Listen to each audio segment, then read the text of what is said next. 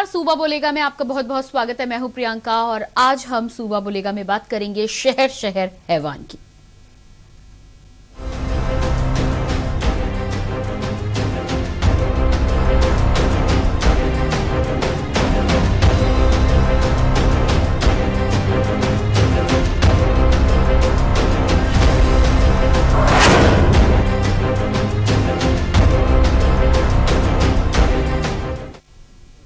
प्रदेश में लगातार शासन प्रशासन की तरफ से कानून व्यवस्था को दुरुस्त करने की बात कही जाती है। इसके बावजूद प्रदेश के कई जिलों में आपराधिक घटनाएं कम होने का नाम नहीं ले रही। प्रयागराज के फाफामऊ इलाके में एक ही परिवार के 4 लोगों की निर्मम हत्या कर दी गई। वहीं दूसरी तरफ आगरा दिल्ली हाईवे पर गाड़ी में रेप की सनसनीखेज वारदात का मामला सामने आया है। देखिए इस रिपोर्ट में।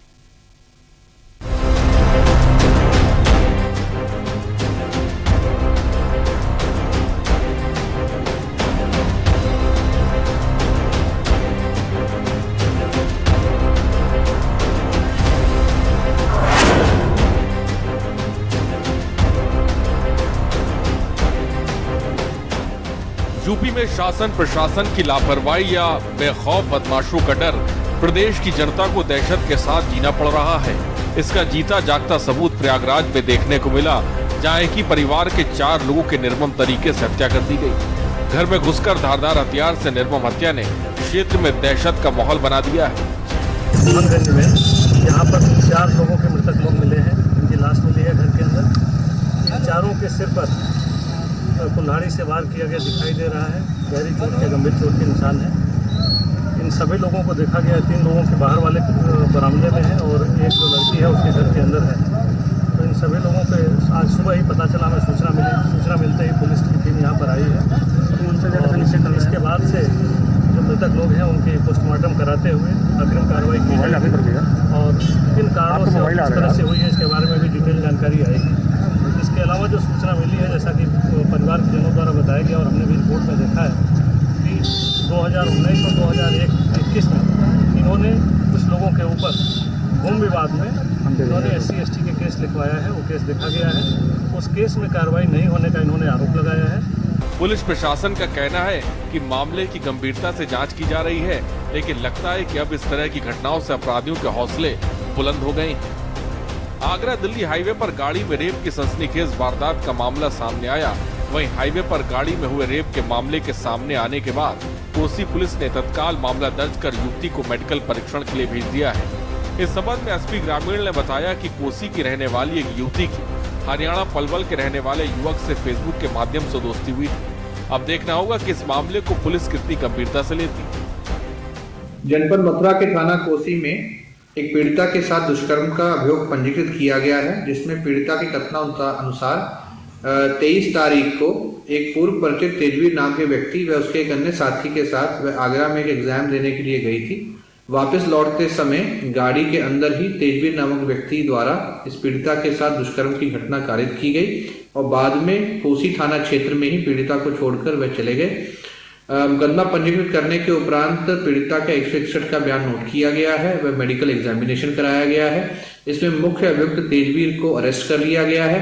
वह साथ ही जो घटना में गाड़ी प्रयोग की गई थी उसको भी रिकवर कर लिया गया है। इस घटना में दूसरे अन्य व्यक्ति की जानकारी की जा रही है। पीड़िता के बयानों के आधार पर और साक्ष्यों के आधार पर अग्रिम विधिक कार्रवाई की जा रही है। प्रदेश में एक दिन में 2 आपराधिक मामले ने शासन प्रशासन के कार्यों पर उंगली उठा रही है। बेखौफ अपराधियों ने जिस तरह से एक ही परिवार से 4 लोगों को मौत के घाट उतार दिया, प्रदेश में शासन की लापरवाही से जनता को लगातार परेशानियों का सामना करना पड़ता रहेगा। अब देखना होगा कि पुलिस इन दोनों मामलों को कितनी गंभीरता से लेती है। Special desk news India.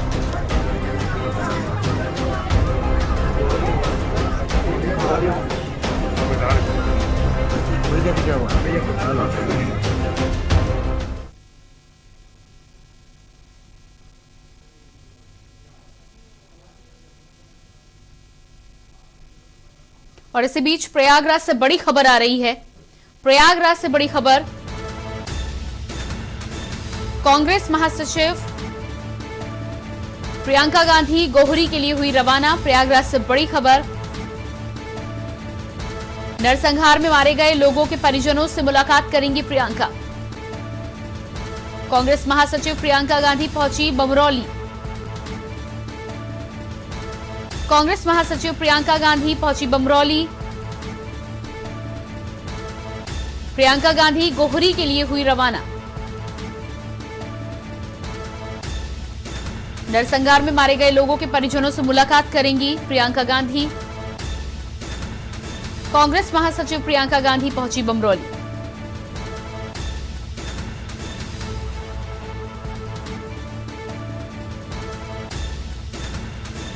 Priyanka Gandhi गोहरी के लिए हुई रवाना। नरसंहार में मारे गए लोगों के परिजनों से करेंगी मुलाकात। कांग्रेस महासचिव प्रियंका गांधी पहुंची बमरौली।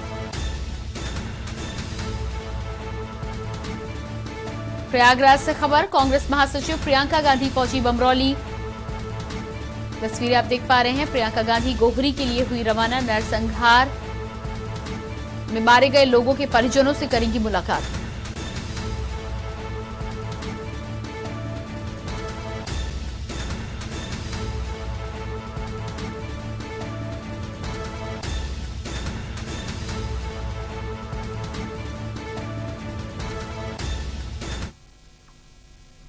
तो एक तरफ प्रियंका गांधी प्रयागराज पहुंची हैं, वहीं प्रयागराज में हुई निर्मम हत्या को लेकर आज हम चर्चा कर रहे हैं। साथ ही साथ मथुरा में भी जिस तरह की घटना सामने आई है, ऐसे में पूरे उत्तर प्रदेश में एक ही दिन में इस तरह की दोनों घटनाओं ने कहीं ना कहीं हड़कंप मचाया और साथ ही साथ शासन प्रशासन के ऊपर जो सवाल लंबे समय से उठते आए हैं, एक बार फिर से उन सवालों को पुख्ता कर दिया है कि कहीं ना कहीं तमाम बदमाशों के यहाँ पर दबंगों के हौसले इतने बुलंद हैं कि पुलिस का कोई खौफ नहीं है। यही वजह है कि दिन पर दिन इस तरह की घटनाएं सामने आती रहती हैं और आए दिन दबंगों के द्वारा, अपराधियों के द्वारा इस तरह की घटनाओं को अंजाम दिया जाता है। चर्चा करेंगे इसी पर। आज हमारे साथ जुड़े हुए सबसे पहले विनय मिश्रा, संवाददाता प्रयागराज से, अधिक जानकारी देने के लिए अभिनव उपाध्याय, संवाददाता मथुरा, इसके अलावा ताहिरा हसन जी, सामाजिक कार्यकर्ता हमारे साथ जुड़े। आपका स्वागत है मैम। इसके अलावा सुधीर शर्मा, पूर्व पुलिस अधिकारी भी हमारे साथ जुड़े हैं, आपका भी बहुत बहुत स्वागत है सर।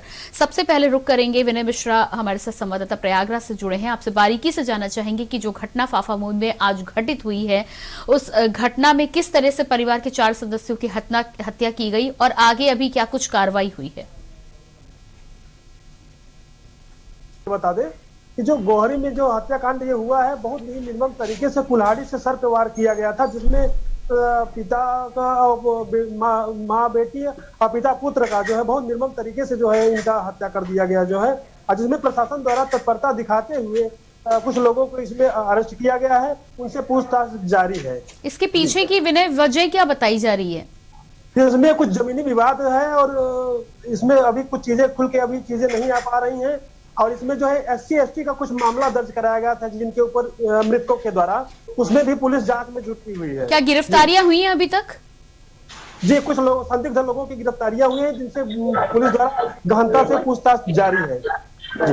जी बिल्कुल। इसके अलावा एक हादसा मथुरा हाईवे, आगरा मथुरा हाईवे पर भी हुआ। एक युवती को गाड़ी में बिठाकर रेप की घटना को अंजाम दिया गया और उसके बाद उसे गाड़ी से बाहर फेंक दिया गया। हमारे साथ अभिनव उपाध्याय, संवाददाता मथुरा से जुड़े हुए। अभिनव, क्या घटना है ये, किस तरह से इस घटना को अंजाम दिया गया और इस पर अब आगे किस तरह की कार्रवाई अभी हो रही है? क्या अपराधियों को पकड़ा गया है या नहीं? बिल्कुल, मैं आपको बता दूं, मथुरा जनपद में एक सनसनीखेज वारदात सामने आई, जहां पे एक युवती के साथ गाड़ी में 2 लोगों ने रेप की घटना को अंजाम दिया, जिसमें फिलहाल पुलिस ने युवती को मेडिकल परीक्षण के लिए भेज दिया है और जो आरोपी है उसको गिरफ्तार कर लिया गया है। आपको बता दूं, पूरा मामला 23 तारीख का है, जब युवती उप निरीक्षक का पेपर आगरा से देकर लौट रही थी अपने दोस्त के साथ में, क्योंकि उसका दोस्त पलवल का रहने वाला तेजवीर नामक था और एक व्यक्ति उसका दोस्त और उसके साथ था। तो जो लोगों के साथ में ये युवती आगरा से गाड़ी में चली, तभी कोसी कला थाना क्षेत्र में जैसे ही ये पहुंचती है तो उसके साथ में रेप की घटना को अंजाम दिया जाता है और जो उसका जो साथी था, तेजवीर का जो साथी, वो पहले फरार हो जाता है और जो दूसरा साथी, जो आरोपी जो तेजवीर था, वह उसके साथ रेप करके जो युवती थी उसको गाड़ी में ही छोड़कर वहां से फरार हो जाता। उसके बाद जो पीड़िता थी वह थाने पहुंचती है, अपनी शिकायत लेके अपने परिवारजनों को सूचना देती है, तो तुरंत परिवारजन तत्काल और जो पीड़िता है वो थाने पहुंचती है। थाने में पुलिस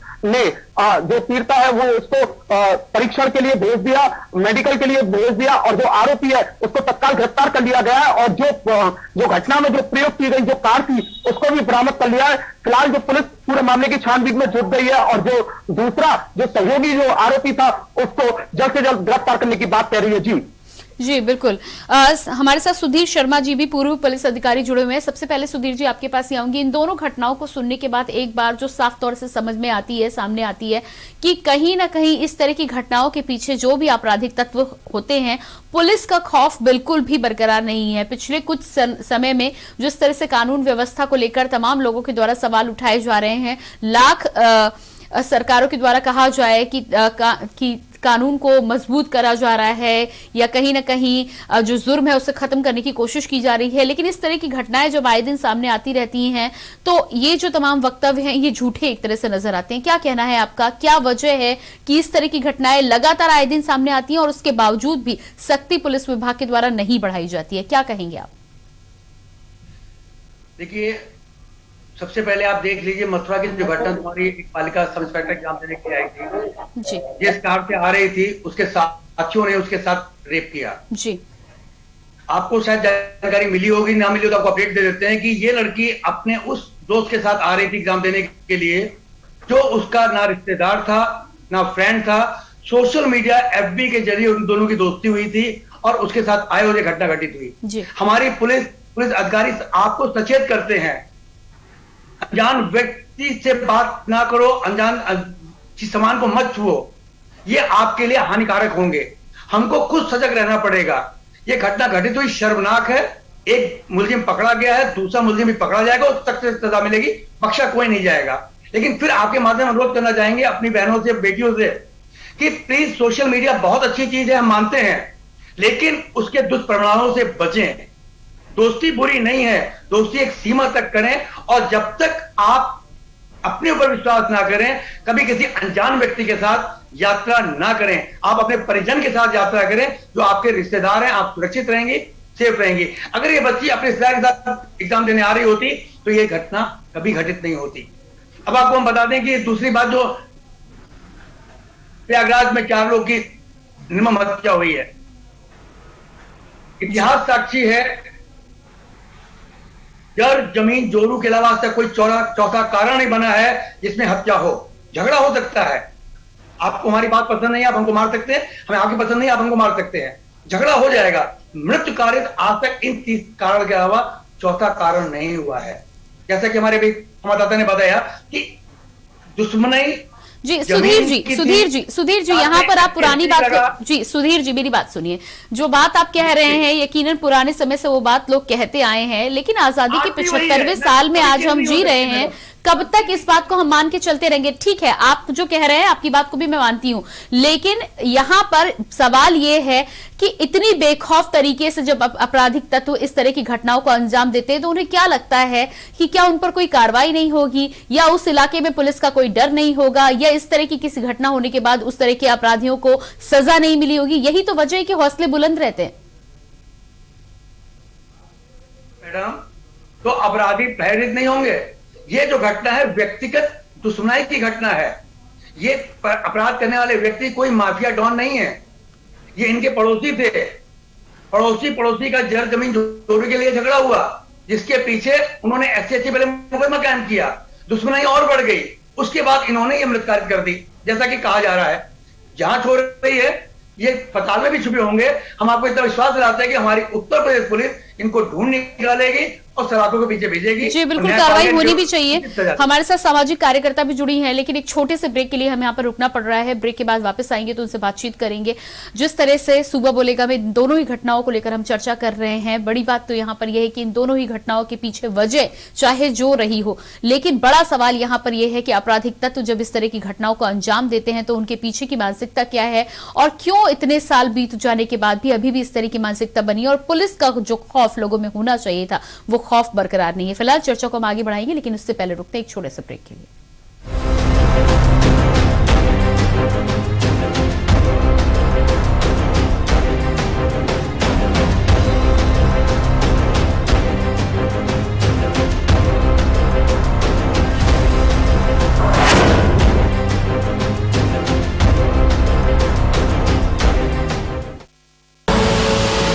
देख रहे हैं के न्यूज, खबरों का सारथी।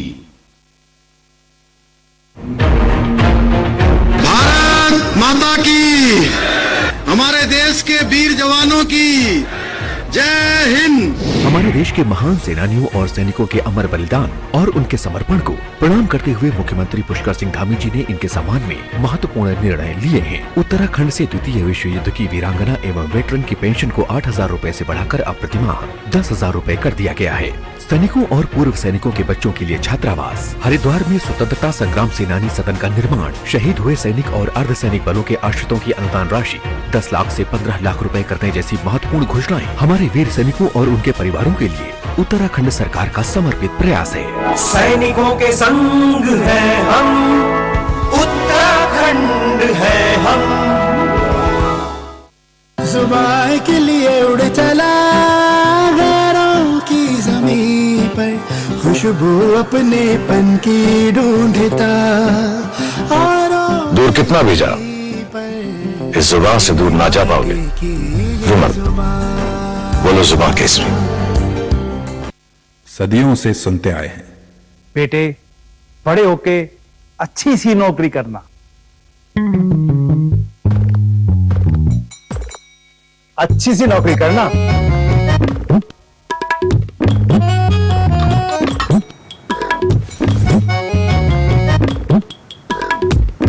अच्छी सी नौकरी करना।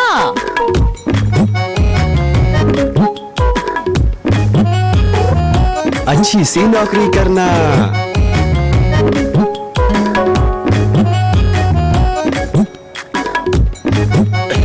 अच्छी सी नौकरी करना।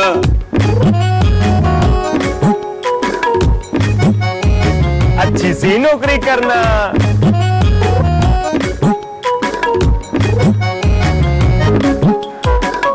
अच्छी सी नौकरी करना।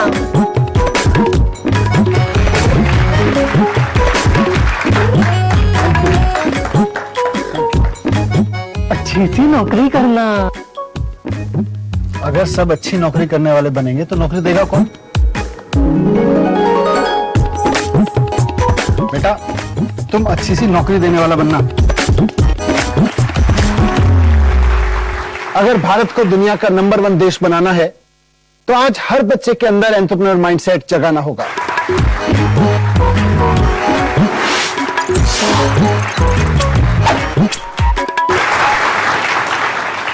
बिजनेस मास्टर्स हमारी एक पहल है जो बच्चों को सिखा रही है कि उन्हें नौकरी ढूंढने वाला नहीं, नौकरी देने वाला बनना है।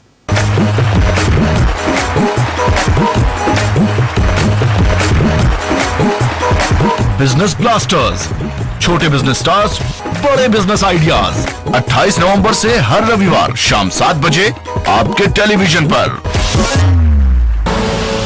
आप देख रहे हैं के न्यूज, खबरों का सारथी।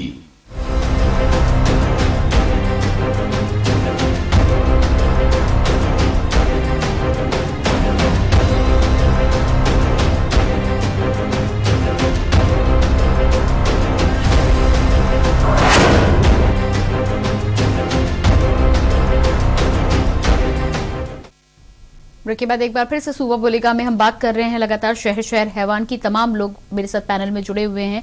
रुक करेंगे सीधे चर्चा की और वापस लौटेंगे। हमारे साथ सामाजिक कार्यकर्ता ताहिरा हसन जी जुड़ी हुई हैं।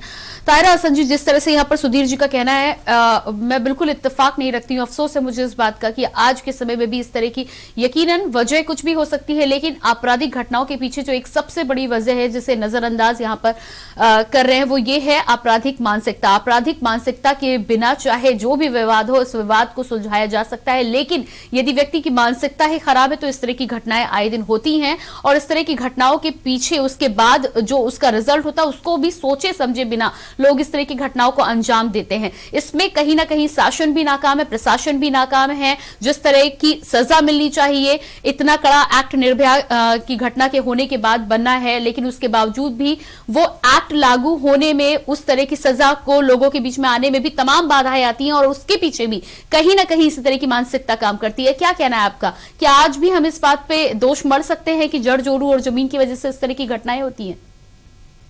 नहीं, बिल्कुल नहीं। देखिए, जो इलाहाबाद प्रयागराज की घटना है, प्रयागराज में जो हुआ फाफा मऊ में, वहां तो देखिए बहुत ही निर्मम हत्या हुई, पूरे चारों लोगों को फैमिली के मार दिया गया। मेरा कहना है कोई विवाद था तो जाहिर है विवाद कभी दर्ज हुआ होगा ना, पुलिस में कभी शिकायत गई होगी। अगर इतना कातिलाना विवाद हो चुका था तो उससे पहले भी कुछ हुआ होगा। तो ये तो वहां पे पुलिस को वैसे भी देखिए इतना तो उनको करना होगा, पता करना, ये पुलिस का काम होता है कि वहां पे किस तरह के लोग हैं। मोहल्ले मोहल्ले पहले पुलिस करती थी, वहां पे जाके पता करती थी, गुंडे बदमाशों सबका नाम उनके पास होता था। कोई वारदात होती थी तुरंत दबोचे जाते थे वो, और उन पे रोक भी लगती थी। लेकिन मुझे लगता है इस समय जो भी हो, पुलिस बल कम है या उनको वर्कलोड ज्यादा है, जो भी वजह हो, लेकिन फिर भी उनको वो सब फैसिलिटी शासन को देनी चाहिए और पुलिस को चुस्त और तुस्त तरीके से कानून को लागू करना चाहिए। क्योंकि कानून को लागू करना, कानून का एक भय जो है इन मुजरिमों में, इन दरिंदों में पैदा करना, वे पुलिस का ही काम है। और दूसरी घटना जो है मुझे लगता है कि वो रोंगटे खड़े करने वाली है, जो एक बच्ची की चलती गाड़ी में बलात्कार होता है। मैं मानती हूं कि सोशल मीडिया के पॉजिटिव और नेगेटिव एस्पेक्ट्स है, लेकिन ये किसी को अधिकार नहीं देता कि महिला का अगर वो जा रही है उसके साथ तो उसका बलात्कार कर दे जी। इस तरह की मानसिकता के खिलाफ जो हम विमेन एक्टिविस्ट है वो भी लड़ रहे हैं और समाज को भी लड़ना होगा और पुलिस को भी। क्योंकि देखिए यहाँ तो वो किसी फेसबुक के फ्रेंड्स के साथ जा रही, जैसा बताया अभी आपके जो पुलिस ऑफिसर थे, लेकिन निर्भया में तो वो अपने दोस्त के साथ जा रही थी। फिर एक आवाज आना शुरू हुई समाज से कि अगर लड़की किसी पुरुष के साथ, दोस्त के साथ भी जाती है तो इसका मतलब कि उसका रेप किया जा सकता है, उसका बलात्कार हुआ। वहां तरह तरह के स्टेटमेंट उस समय आए थे। हाथरस के समय में भी देखिए स्टेटमेंट्स आए थे कि किस तरह की लड़कियां किस खेत में पाई जाती हैं। ये हमें नहीं भूलना चाहिए। उन तमाम चीजों के खिलाफ लामबद्ध लड़ाई होनी चाहिए। महिलाओं की अस्मिता पे प्रहार करना और उनके साथ बलात्कार जैसे हीरियस क्राइम ये पुरुष प्रधान समाज करता है। उसके पास एक हथियार है महिला के आत्मबल और आत्मसम्मान को तोड़ने के लिए। जब निर्भया के बाद जस्टिस वर्मा कमेटी गठित हुई और सारे विमेन एक्टिविस्ट और महिला संगठनों से इनपुट लेके इतना मजबूत कानून बना, 3000 करोड़ रुपए निर्भया फंड आया, वन स्टॉप वन सेंटर की बात हुई। एक ही जगह जाएगी लड़की, वहीं पे जिससे उधर इसको इधर उधर भागना न पड़े, धक्के न खाना पड़े, वही एफआईआर दर्ज होगा, मेडिकल होगा और तुरंत एक्शन होगा।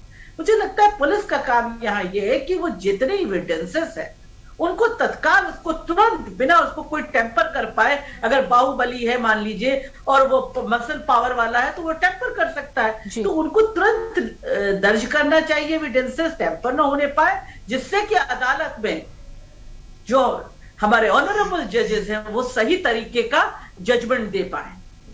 तो वो वहां पहुंचे। जब कन्विक्शन रेट बढ़ेगा, मैं बार बार कहती हूं, तभी इन तमाम इस तरह की वारदातों पे रोक लगाई जाएगी। जी बिल्कुल ठीक है ना। रिड्रेसल हो ऐसे केसेस का, जजेस और नियुक्त हो, फास्ट ट्रैक कोर्ट से, खासकर महिला अस्मिता के जितने भी हैं उनको फास्ट ट्रैक कोर्ट के द्वारा किया जाए। जी बिल्कुल ठीक है ना आपका। ताहिरा जी, समय की कमी के कारण अपनी डिबेट को हम यहीं पर विराम देंगे। हमसे जुड़ने के लिए आपका बहुत बहुत शुक्रिया। सुधीर जी आपका भी बहुत बहुत शुक्रिया। अभिनय आपका बहुत बहुत शुक्रिया और विनय आपका भी बहुत बहुत शुक्रिया। तो लगातार सुबह बोलेगा में आज हम चर्चा कर रहे थे जिस तरह से दो घटनाएं फाफा मऊ प्रयागराज में निर्मम हत्याकांड हुआ, एक ही परिवार के 4 सदस्यों की हत्या कर दी गई, और दूसरी घटना हाईवे पर चलती गाड़ी में जिस तरह से लड़की के साथ, युवती के साथ ही रेप की घटना को अंजाम दिया गया। ये दोनों ही घटनाएं ये बताती हैं कि कहीं ना कहीं शासन प्रशासन और पुलिस का जो शिकंजा है वो दबंगों पर कमजोर पड़ता जा रहा है। यही वजह है कि इस तरह की घटनाएं अंजाम में सामने आती हैं और लोगों को जो खौफ पुलिस का होना चाहिए था वो कहीं ना कहीं कम हो चुका है। खैर, इस पर किस तरह से कार्रवाई होगी और किस तरह से दोनों ही जगह पर लोगों को न्याय मिलेगा ये तो आने वाला वक्त ही बताएगा। लेकिन कहीं ना कहीं अब ये बेहद जरूरी हो गया है कि इस तरह की घटनाओं पर लगाम लगाने के लिए पुलिस को भी अपनी कमर कसनी चाहिए। फिलहाल हमारे इस विशेष कार्यक्रम में इतना ही। बाकी खबरों के लिए आप लगातार बने रहिए के न्यूज के साथ। मुझे दीजिए इजाजत। नमस्कार।